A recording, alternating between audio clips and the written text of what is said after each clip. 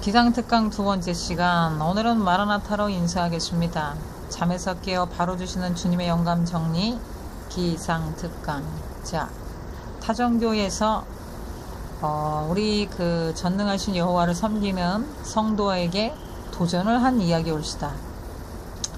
무속인들을 했던 사람을, 그 영을 하나님의 성도한테 하나씩 둘씩 붙인 다음 자신한테 보고를 하게 하는 방법이었습니다. 아마 전 세계에 이렇게 능력이 있는 사람이 없을 것으로 저는 추정을 하고 있어요. 그렇게 붙이고 난 다음에는 또 그 영이 자신한테 보고를 하게 해서 자신의 어떤 입지를 굉장히 한국에 넓히고 있었습니다. 보통 도감청을 할 때 여러분들은 장비를 사용하실 수 있는데, 영적인 도감청은 그냥 미국까지 영안이 따라오는 것입니다. 그래서 영적으로 어느 정도까지냐, 자신한테 보고를 하게 하고, 남이 잠을 자는 시간 동안 기도를 뿌려놓고 주무시고, 축복은 본인이 강취하는 이런 전략입니다. 즉, A라는 사람한테 B라는 사람의 과거를 영을 붙여서 과거를 도감청을 하게 돼서, 과거의 대화를 듣고 도감청을 하게 돼서 A가 말을 하는 것을 A가 응답이라고 착각을 할 수 있는 전략들이 그간에 많이 있었습니다. A는 그것이 하나님의 응답인 줄 알고 착각을 하게 됐습니다. 이런 것은 하나님 나라에서 반칙이며 성령 해방죄로 볼 것입니다. 두 사람의 영이 또는 네 사람의 영이 온전한 하나님의 종교가 아니지만 한 사람의 성도에게 테러를 할 수 있습니다. 그러한 부분에서 돈을 벌기 위해서 B라는 사람, C라는 사람의 모든 그 과거 속의 내용을 도청 및 과거를 읽어드리는 그거를 은사라고는 하지만, 그것을 붙여서 그 인생을 읽어드린다면 하나님의 몸된 성전에는 가증스러운 것을 붙여서 그 영혼이 정신이 이상한 것처럼 자신이 무슨 말을 한지도 모르는 그런 현상이 일어나게 되지요. B라는 사람, C라는 사람을 부리는 그 무속인의 영을 부리는 사람은 하나님 나라에는 절대로 들어갈 수가 없습니다. 합당한 회개를 비롯해서 합당한 회개의 열매를 맺어야 되겠죠. 그러하므로 이러한 일에 대해서, 성도에 대해서 이러한 행위는 반드시 용서받을 수 없다. 그리고 또 그것이 하나님인 것처럼 착각을 하게 한 경우는 어떻게 할 것인가. 가증스러운 인생이 하나님의 거룩한 성도한테 영적 기술을 발해서 하나님이 해결한 죄의 문제나 정죄를 하면서 돈을 번다는 것은 이거야말로 반칙이며 반역이죠. 그러함으로 번 모든 물질은 가증스러운 물질로서 표면적으로는 교회에 건축을 했다고 하지만 그것은 가증스러운 물질이 되어 구제역이 나는 것입니다. 그러한 물질은 하나님께서 죄에 대해서 용서해 주시고 해결하신 그 성도와 이미 죽였다고 한다면 그 가정의 물질로서 하는 것이 회개의 예물로 볼 것입니다.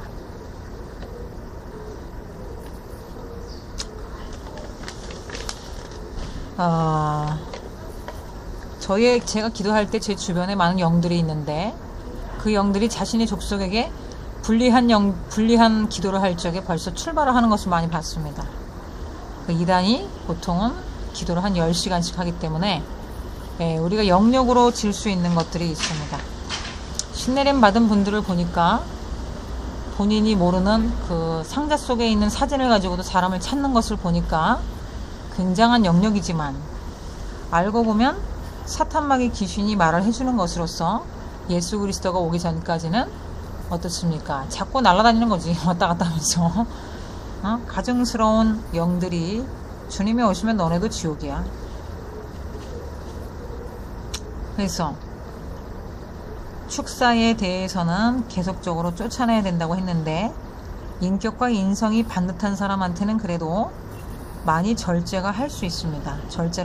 우리 박사찰이 저하고 한 20년 된 친구인데, 박사찰하고 저하고 말을 하고 있는데 갑자기 그 비가 온 다음에 흙탕물, 약간 흐린 흙탕물 정도, 흙탕물 색깔의 영이 두 개가 다가오는 겁니다. 근데 두 사람이 박사찰과 저의 영이 아니죠. 요거 영적 도감청하러 들어오는 겁니다. 영안이 밝은 트리니티가 봤다는 것이죠. 어라씨, 박사찰과 제가 하는 말이 아니라 이 영들이 지금 하는 말이야. 박사찰과 저의 몸속에 들어와 갖고 그 말을 하고 있는 거를 우리는 모르는 겁니다. 본인은 알지. 그 영을 보낸 양반은 알 거 아닙니까? 우리의 주신 시간이 하나님의 시간인데 이 시간을 자신의 도구로서 이용을 한다는 것입니다. 즉 말하자면 하나님께서 저희에게 개척을 시키시고 공부를 시키는 동안에 자기의 똥말로 썼다는 거예요. 영적인 똥말. 그래서 그 사람에게 다른 영들을 붙여서 영이 또 받지 않은 사람은 조준을 할 수가 없어요. 금방 하나님의 뜻을 알 수 있는 사람들한테 영을 붙여서 그거를 알게 하고, 어떻게 보면 물먹이는 거죠. 영이 밝으니까.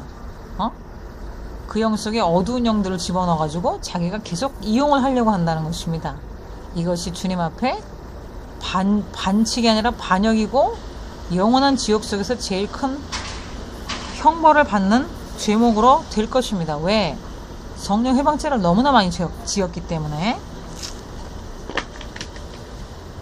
하나님의 성도한테 신내림 받은 분들의 그 은사를 가지고 주의하시라. 그리고 또 그런 영을 받은 사람한테 상담한다는 것도 참 부끄러운 일이요. 여호와는 어떤 분이십니까? 왜 여러분들의 실력으로서 주님께 기도를 못했습니까? 우리는 왕같은 제사장입니다. 왕 같지 않은 행동을 했구려. 그게 왕실로는 빨리 해야 되는데 다급한 마음에 가서 점집을 갔겠지.